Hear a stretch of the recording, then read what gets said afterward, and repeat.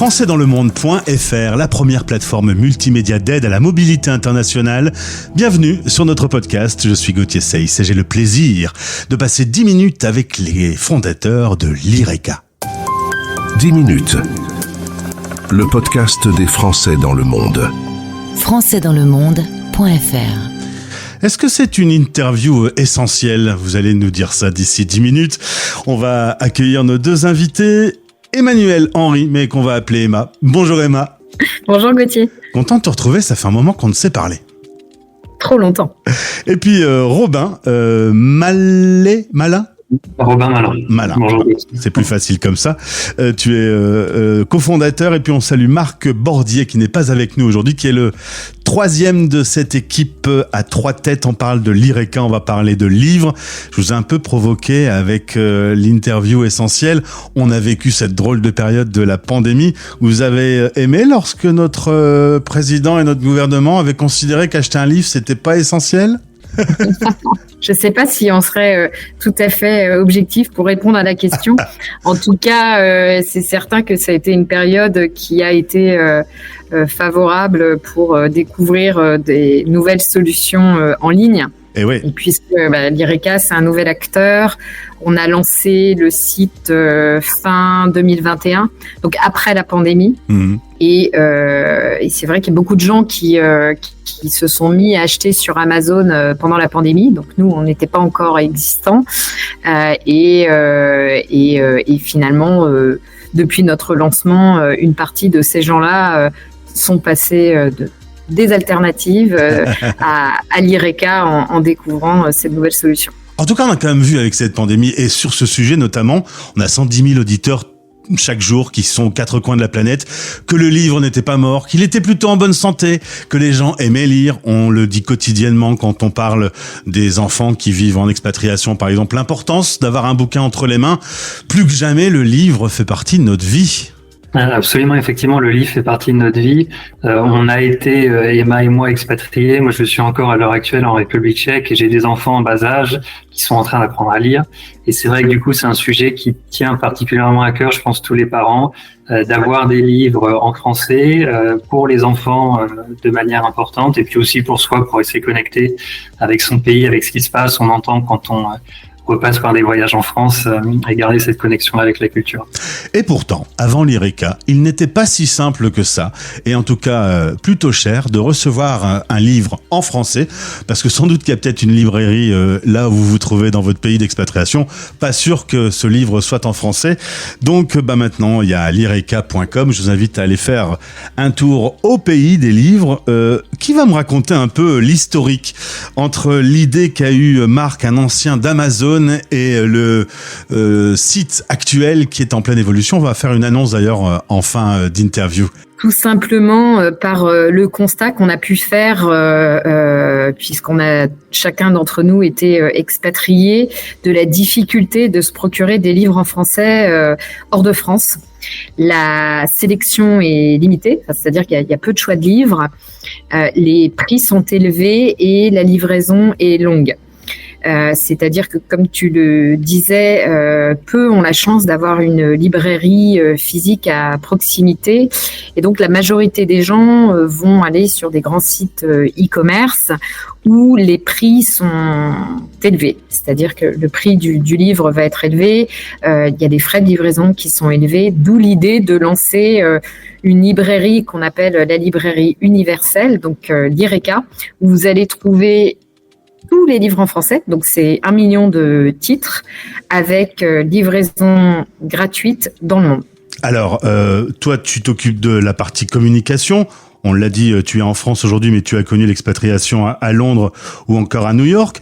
Robin, toi, tu es plutôt sur la partie technique. Tu es à Prague, mais tu as connu aussi l'aventure à Porto. Et quant à Marc, lui, il a connu l'aventure de l'international aussi, en passant par la case Amazon.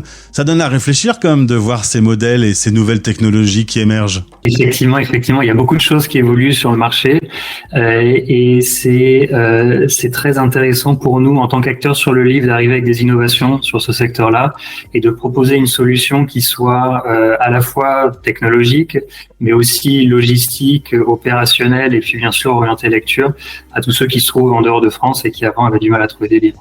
Alors c'est vrai que la logistique, on a du mal parfois à imaginer, mais alors un petit livre qui est dans un entrepôt pour qu'il arrive dans sa boîte aux lettres, c'est pas si simple que ça, au point que vous passez par la case d'un rachat d'une grande librairie connue dans le sud de la France, Artaud, une librairie centenaire, qui va vous aider justement à solutionner le problème de la logistique. On a commencé à travailler avec la librairie Artaud, donc en 2019, donc avec un partenariat, et ça nous a permis de commencer l'activité et en bénéficiant donc de leur stock important de livres. On a bien travaillé ensemble et donc on a décidé de se rapprocher. Donc on a fait l'acquisition de la librairie Artaud, qui est une magnifique librairie à Grenoble, bicentenaire.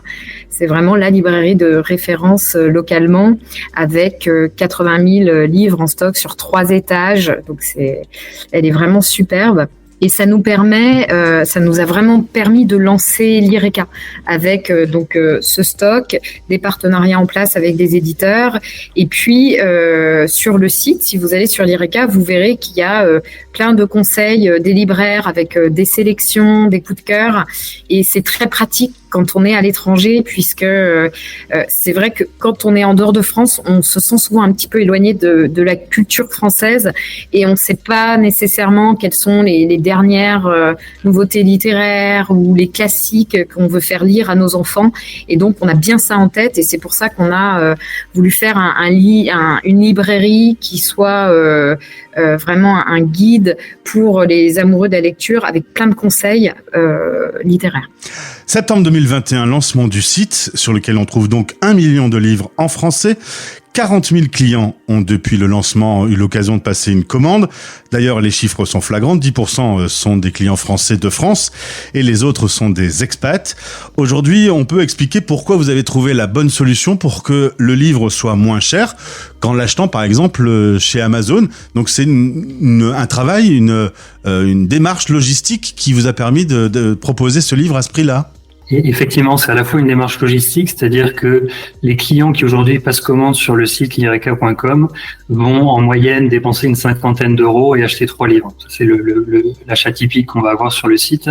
Et donc nous, de par cette typologie de commande, ça nous permet d'expédier ces 3 livres dans un seul et même colis et du coup d'amortir au mieux les frais de port et de pouvoir proposer la livraison gratuite à l'international. Et puis aussi, notamment avec le partenariat avec Artaud, vous avez des prix négociés sur les livres en amont. Bref, vous avez réduit une chaîne et allégé la facture finalement. Et on a effectivement une structure de coûts qui est optimisée de par les coûts d'achat grâce à la librairie Artaud qui sont avantageux et puis aussi de par des partenariats qu'on a mis en place avec des transporteurs qui sont FedEx, DHL et La Poste pour donner quelques exemples et qui nous permettent d'avoir des frais de port qui sont compétitifs.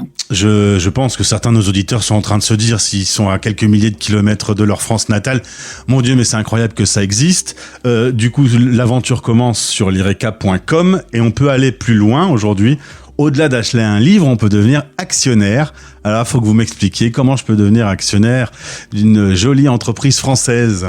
Effectivement, à l'heure actuelle, on est en phase de levée de fonds chez l'IRECA. On a déjà fait une première levée de fonds qui a sécurisé 500 000 euros pour l'IRECA et on est en train de faire une deuxième phase de cette levée de fonds pour laquelle on a décidé en fait d'ouvrir notre capital à nos clients et à toutes les personnes qui aujourd'hui sont intéressées par l'aventure l'IRECA pour pouvoir y participer et devenir acteur de cette aventure. Il est possible de passer par Tudigo pour investir et prendre des parts dans l'IRECA.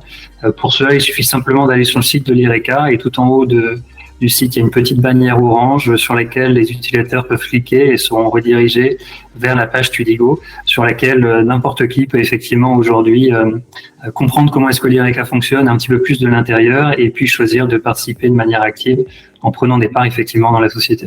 Et alors, il y a un minimum d'investissement de 100 000 euros par personne ? Un petit peu moins que ça. On est sur 1 000 euros de montant d'investissement minimum. Très bien. Si on a des questions, tout ça, je suppose que tout le système est prévu pour que vous puissiez répondre facilement à toutes les interrogations. Sur la page justement sur l'IRECA, vous trouverez toutes les explications et puis en allant sur Tudigo, vous aurez la possibilité d'avoir plus d'informations plus précises, financières et même de contacter un chargé d'investissement Tudigo. Eh ben finalement, vous avez vu, cette interview était essentielle. Merci à Robin et à Emma. Vous allez passer le bonjour à Marc de la part de Français dans le Monde. Avec plaisir. Absolument. Je vous souhaite le meilleur pour cette levée de fonds. On se retrouve prochainement sur notre antenne. Et puis surtout, si vous entendez parler pour la première fois de l'IRECA, allez faire un petit tour. On a envie d'acheter plein de bouquins. C'est le moment de s'y mettre. Belle journée, bon courage où que vous soyez dans le monde et à bientôt. Merci, au revoir. Merci. Français dans le monde.